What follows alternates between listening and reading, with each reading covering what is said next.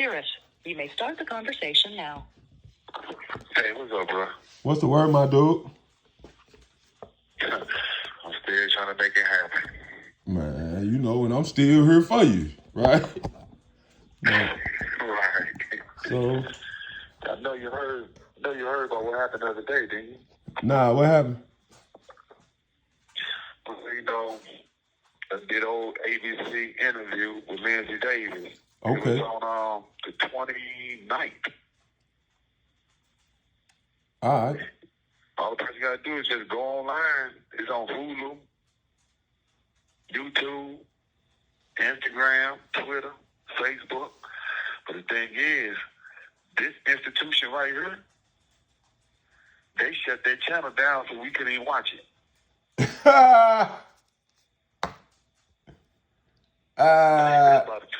I'm talking about welcome to misery. And right now, still to this day, we don't have Channel 10 or KOLR. We don't have it. So whatever ABC nightly news came on with Lindsay Davis, we didn't get it. But they broadcast it, though. I don't watch TV, so you know I didn't see it. Right. Well, it's on there, though. Like I say, check for either the 29th of October or either the 26th of October. Like I say, the ABC News, Lindsay Davis, just type in my name. It's gonna pop up. You know I'll check it out. Right. But other than that, man, this your Tuesday call, man. Have at it, man. All right, hey, what's up, St. Louis? Ain't the rest of the world. I know I'm kind of late, but at the same time, let me introduce myself to you. This is Christopher Dunn. And again, we come to you from South Central Correctional Center. But it's something I want to share with you. Because there was a politician that came to me, and he was a Republican. I know some people saying they don't trust Republicans. Some people saying they don't trust Democrats. Well, this is a wake-up call for each and every one of y'all. I'm not either one. I'm an innocent man who's been convicted of a crime who's still in prison even after a judge said that I was innocent. So I don't have the luxury, as most of you do, who have the opportunity to vote. And come this November the 8th, you will have the opportunity to vote. Who you gonna vote for? That's up to you. I can't sit here and tell you who to vote for and who not to vote for. But what do you think about something? Remember the time when most people who's 50 and older, when you went to school back in the day,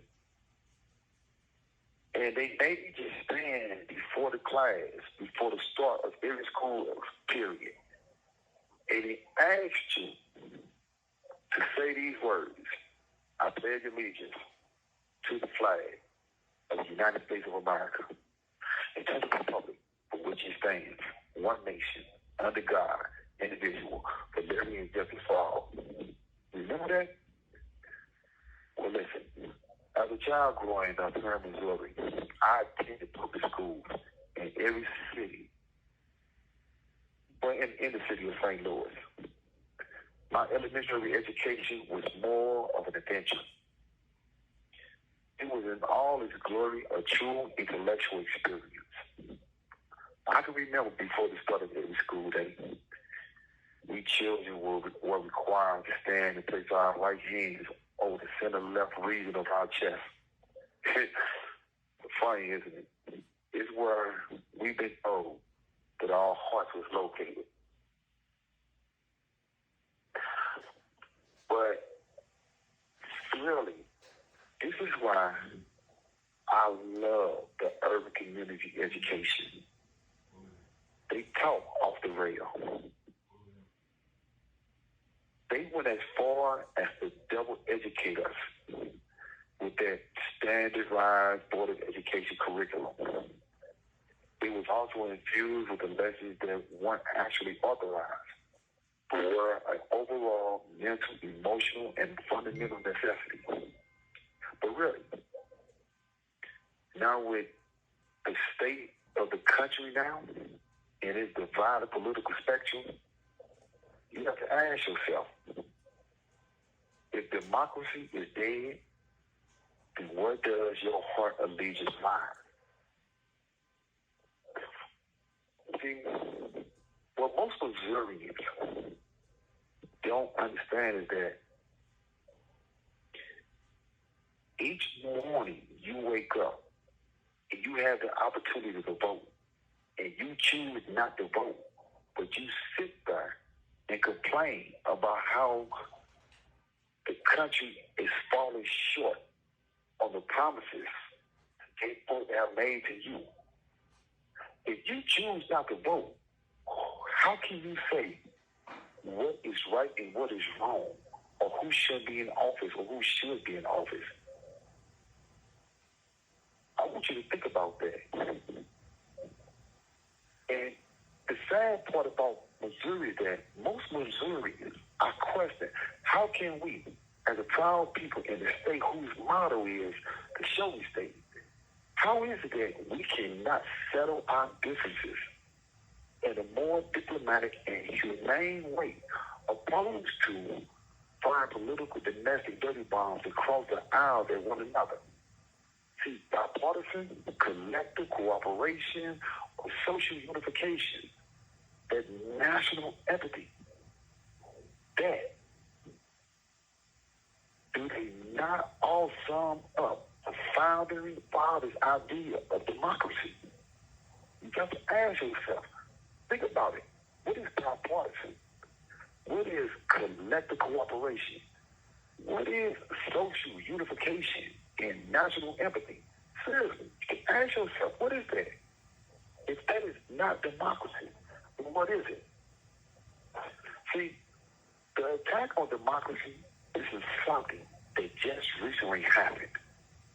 And despite who is preaching from the bully pulpit, spewing out their hate and racism and fear-mongering speech propaganda, it is being delivered as an idea of progressive change. But is it? Is it really progressive change?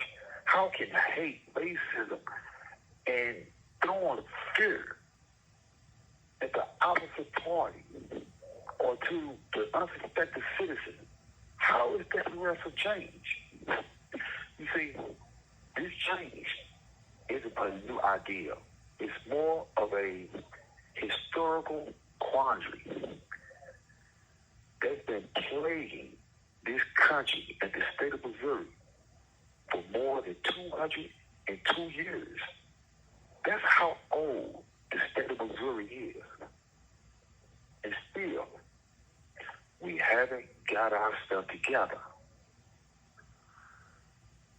Now, how do we safeguard the political future of Missouri democracy? And where do we start? We as a whole have to imagine outside of the box, politically, mentally, spiritually, and socially, and economically, if possible. But we have to stay within the perimeters of the Constitution. We have to be willing to accept change and adapt to the need of change and understand that change is how this country was founded by those courageous men and women who marched through the harsh winters of the East to the northern parts of this country, and who never forgot the drudgery marching through the quagmires of the hot mosquito-infested deltas of the South. Missourians, you have, for real, you have to make a decision. Either to stay on the good side of whatever political party you chose, or move, seriously, or move and join the body of progressive democracy as you choose to put your country above any political party. For centuries, we as Americans have been voting to elect citizens to represent us, to do what is the best interest of the voters. when you look at who these candidates are, what do you see? Or who do you see, should I say? I'll tell you. You see heritage political nepotism. The same names of generational, professional, career, legacy chasers. That's right. People who are not more of a politician, but more of someone who feels that they want to follow the footsteps of their relatives who are politicians. So because of who they are, they get an opportunity to sit in the seat that their relatives once held, all because of a name. They can care less about the job in which they took the oath to do. For them, it's all about chasing a legacy, a dream. And they are not entirely concerned in the common citizens' interests. They are solely invested in just the momentary issues of voters' turnout. I believe if we start to get candidates like Republican Curtis Bond and Democrat Spencer Total a chance on the floor of the state political arena, then just maybe we will see the change, the much needed change that is required to Lazarus, our dying democracy. I know Lazarus, Jesus raised him from the dead. This is how democracy in America, or middle America, right here in Missouri, is dying. It's actually being killed. A lot of people fail to see that since 1983, after Jimmy Carter lost his presidency, democracy has slowly started to take a decline in America. Now, I'm not going to pretend as if I'm a politician speaking from the pulpit, because I'm not. I'm a man that's in prison, speaking to you from a jail cell. Someone who should be in society, but can't because of what's been done to me. But still, you have to understand, life is too short to continue to wait because of one political party or another. This country was supposed to be founded on the act of democracy to get away from the crown. But here it is. We are so blinded, so ignorant, that we cannot see beyond the veil that's covering our eyes. We can't see beyond the ignorance that's covering our eyes. You have to take the blinders off. And if you one of those people who choose to walk around at 12 o'clock at midnight with a pair of shades on, seriously, what are you looking at? People, I believe before anyone is able to run for any political office, he or she should be required to serve the public sector as well as the private sector for a specific amount of time and have worked with the opposite side of the aisle on at least 7 bipartisan measures to serve the greater interests of the state. Democrats and Republicans, you should be required to hold unionized fundraisings to contribute to no one particular party or their charities, but no charity belonging to their own interest either. This should be a requirement for anyone running for any office in any state. Or a Democrat should work or be asked to work in the shoes of a Republican for at least 1 month, vice vice versa. A Democrat should be asked to work in the shoes of a Republican, and the Republican should do the same to a Democrat to see exactly how to better assist your constituents. Sit behind a desk and collecting donations and fatten your own pockets. That is not working for the better interest of the people. That is not what you need to uphold or to do for people. I've said this before, and I'm going to say it again. The mules need to stop being stubborn and stop nagging and kicking the elephants in the knees. Now, the elephants, you have to stop playing that tit for tat. Stop bringing up the past and stop trying to intimidate others with your size. You can't wrap your truck around this country and choke off its desire of free will. You both, Democrats and Republicans, you both must understand this is not how you save democracy. If anything, it's how you kill it. It's how you destroy it. If anything, it's how you create a system to serve the interest of a dead idea. People, I've been locked up for the past 30-something odd years. And recently, here was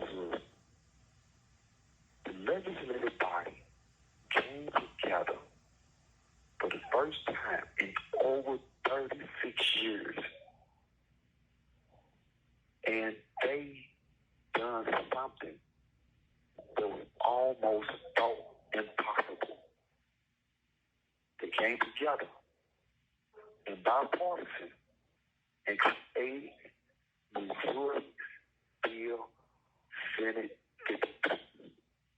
Now, Senate Bill 53 was a bill, some like to say, that was created to assist people like Kevin Strickland, Lamar Johnson, and myself, and others who have been sentenced to prison and who need a lifeline, who have exhausted all state remedies to secure a reversal or either the release from prison after being they can prove that they're actually innocent. Now, this is what they say. But I've said it before that Missouri Senate Bill 53 was nothing but a Trojan horse to me. It was put out there. But how can you approve a bill and turn it into a law, but yet have your boss, the Attorney General, Eric Schmidt, how can he have the power to disregard what the senators and the state representatives and the legislative body put in place? How can the Attorney General tell his own staff, which is the circuit attorneys for these cities, that he do not have confidence in their ability to make such recommendations to either dismiss these charges and abandon them and to free the wrongfully convicted? How can he bypass the legislative law that was enacted upon the Missouri Statute 547-031? How can he create a violation of the law but still justify defending the law? People, you need to ask your state representatives, how is this possible? And why do they continue to allow this to happen? Other states in this country, from Baltimore, Maryland, to Cleveland, to Tennessee, all have created conviction integrity units. Long before Wesley Bell of St. Louis County, and long before Kimberly M. Gardner of St. Louis City, and long before Gene Peter Baker of Kansas City, Jackson County, Missouri, created birds. So this law technically was not really meant for Lamar Johnson, Kevin Strickland, or Christopher Dunn. This was meant for anyone who is in prison, who filed, and who have found newly discovered evidence, and up under the guise of pre-standing claim of actual innocence. This law was created for them. But we continue to run into roadblocks. We continue to be halted at the gate of freedom by the Attorney General of Missouri. Listen, I'm tired of waking up every day and trying to figure out how to maneuver or manipulate my way through this landmine, the landfill. I'm tired of waking up trying to figure out, am I going to walk up into this kitchen and just accept what they put on that tray for me to eat? I'm tired of waking up every day in prison and listen to people tell me to pray about being free, to hope that the system will correct their wrongs, or that to walk with God, or believe that the right thing will be done. I'm tired of hearing people say that Rico Rogers would get justice as well as you. I'm tired of hearing people say that you're there for a purpose or a reason. Listen, I'm quite sure I am. I'm here for a purpose and a reason. Now, is it to make the pockets of the politicians fat? Because you do know they get $34,000 a year to house every inmate inside these prisons. Am I here for the reason, the sole reason, because I was a political pawn in somebody's chess game so they can further their career? Listen, I'm not sure what it is. I know I'm tired of it. If you can be in prison for 30-something odd years and not be tired of it, then believe me when I tell you this, you're not human.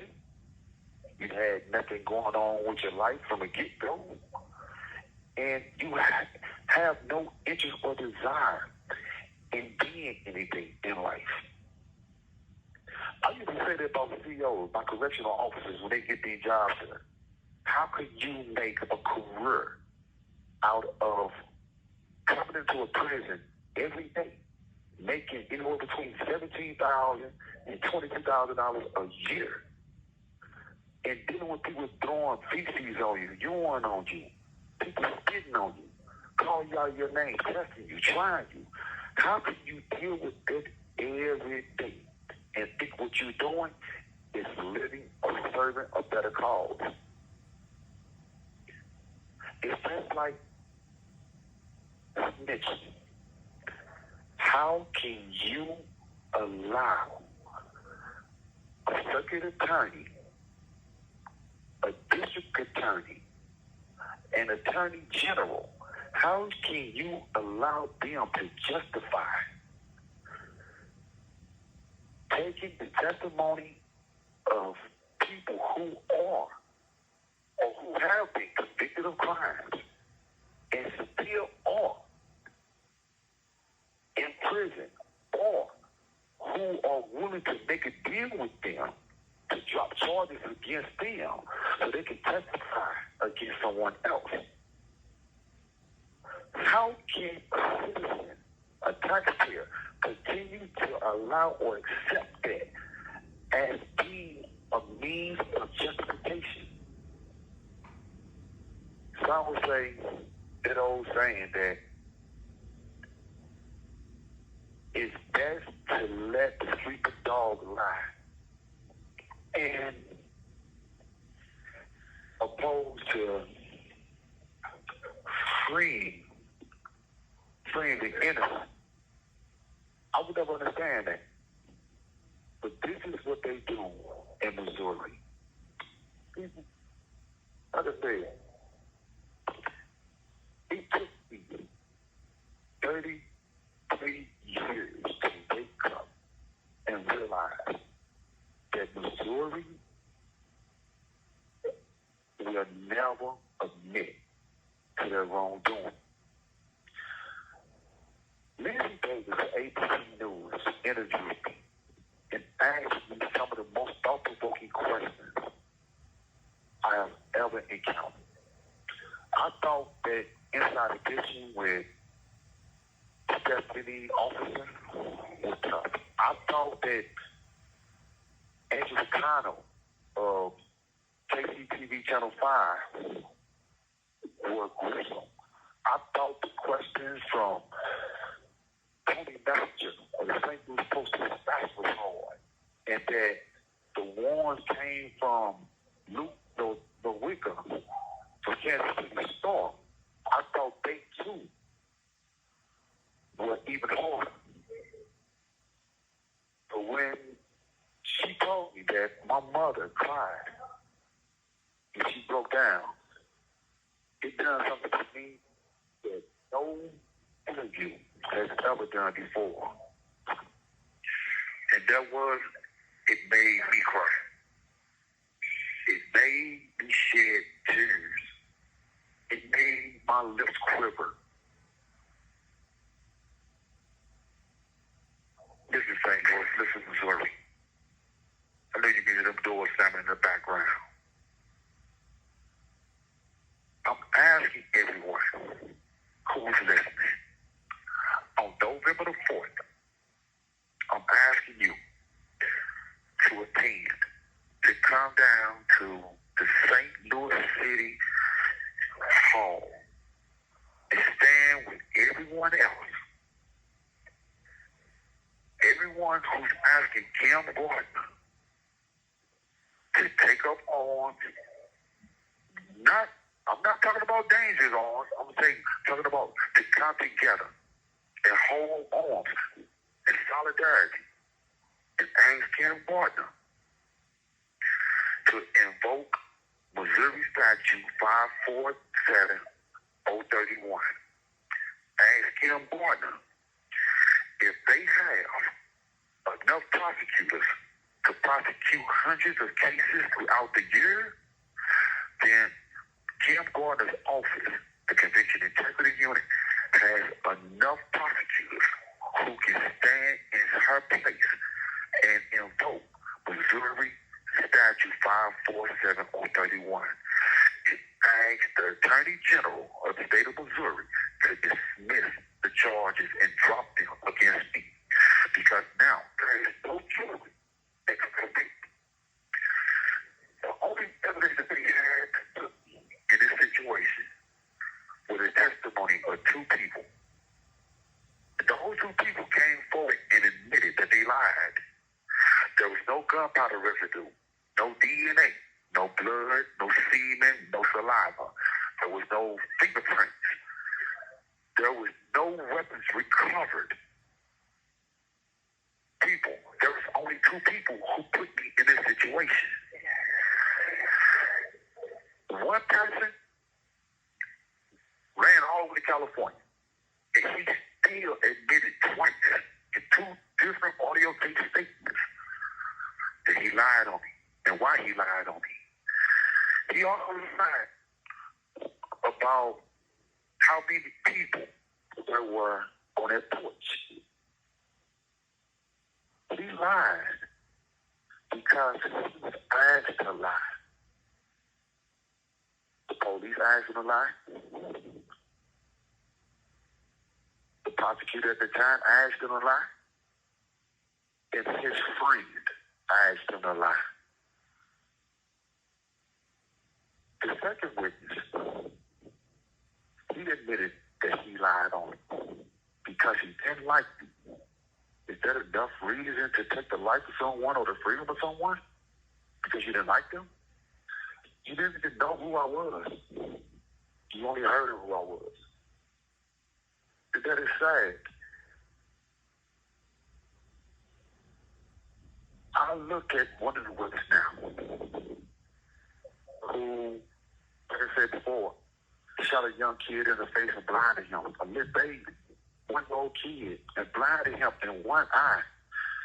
He shot at his grandmother, who robbed 7 people shooting bikes, who kicked the house in. The woman whose house there was, she was never given justice. And 7 people that got robbed, they would never given justice. The little boy who lost his eyesight, that baby was never given justice because the prosecutor made a deal the day of my trial. He made a deal with him. If you testify against Christopher Dunn, we will drop the charges against you in this case. We will take it up under advisement. We will nollybox it. And later, they will find him guilty of a second robbery that he committed 6 months after he shot that baby. 8 months after he said, I did this crime. So they convicted him. He pled guilty for another robbery. And they gave him 3 years probation. When you get that, 3 years probation. If that boy would have went to prison, if that witness would have went to prison, if Judge Michael B. Calvin would have never made the deal, if Steve Omar, the circuit court judge downtown St. Louis, and the second judiciary system, if they never would have made that deal, if Elizabeth Brown would never have facilitated the deal as a public defender for the juvenile system for her client, if she never would have made that deal, then the young woman, the mother of 2, will still be alive today. The witness who put me in prison, he would never have been given an opportunity to go get a pistol and come back and shoot that woman in the head and kill her and take her away from her 2 children and the rest of her family. If this is the modern day democracy in Missouri, this is why I say, if you do not know what democracy looks like now, how can you say you know what it looked like then? Don't allow the system to fall within. Don't allow those who have the power now to destroy democracy. You have to let people like Spencer Toda and Curtis Vine give them an opportunity. Give them a chance to make a difference. At the same time, you have to take this opportunity to speak out. This call is from a correctional facility and may be monitored and recorded. You have to come forward and tell people to join a cause that's worthy of fighting for. Like I said, November the 4th, downtown St. Louis. If you want to check out the time and the date, look at justiceforChristopherDunn.org. Listen, people, there's flyers out there. And I'm asking you to come. I'm asking you to be down there. don't want you burning nothing. I don't want you looting. I don't want you destroying property. I don't want you doing anything that can get you in jail. The only thing I want you to do is march. March downtown. And listen. Those of you that's out there that has relatives that's in prison, this is not just about me. This is about your relatives too. Because if Eric Schmidt can continue to deny people like Lamar Johnson and myself, he will deny your people. If the public defender system in the city of St. Louis or the state of Missouri, if they choose not to come together and file a class action lawsuit against the Attorney General of the state of Missouri for denying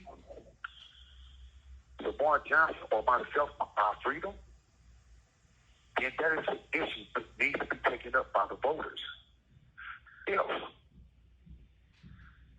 the public defender system cannot come together as a whole and inquire as to this whole debacle, especially Lincoln versus Cassidy, if they cannot ask the system, the Department of Justice, to overturn Lincoln versus Cassidy, because eventually they will get a client, and their client will have to file a petition to seek relief and to disarm Lincoln versus Cassidy. If their attorneys do not do this now, then you have to ask yourself, who is that attorney really working for? And what interest is those attorneys working for? Like I said, this is democracy in America. This is democracy in Missouri. Don't let democracy become hypocrisy. Don't allow it to change you. In order for you to change the way that the system is now, you have to stand up for something. Listen, everyone. I'm ready to roll up out of here. But before I do, like always, I have to thank Brian. I have to thank my little brother for giving me this opportunity to speak to you. A lot of people go around talking about these are Trap Tuesdays moments. Sure, call it what you want to call it. This is American people's moment. This is the Missourians' moment. Sure, he gave me the platform to speak. And this is a Trap Tuesday. But listen, I need you to come together, Democrats and Republicans. And if you want to, bring a sprinkle, a handful of independents with you. If we don't do this bipartisan, then we're going to fail. Nothing is achieved in a political arena with one party alone. Everyone, and that means everyone, voters, non-voters, taxpayers, non-taxpayers, black, white, Asians, Hispanics, we all have a right to speak out now. Listen, send me home to my ducky. Send me home to my little bird. Send me home to both my mothers, my wife. Send me home because it's time. Listen, that's my time, everybody. I want to thank you all. Thank you all for this opportunity. And again, say it loud with me. Free Chris Dunn. Justice for Chris Dunn. Save democracy.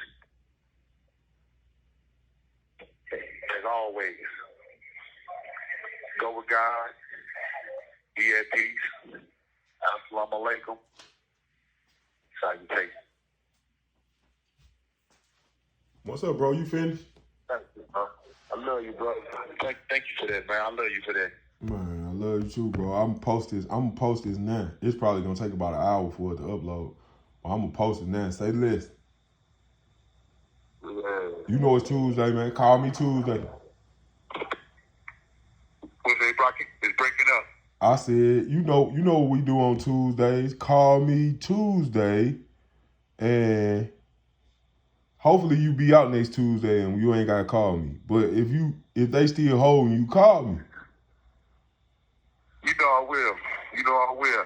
And hey, all I want to do is feed that baby puppy you got and smile for me, bro. I say listen, I got you. I love you. Look, one. It's my partner in the joint, man. He been locked up over 30-something years for a crime he didn't commit. That's why I don't talk about it. Y'all have a good day and be safe. Hey, now.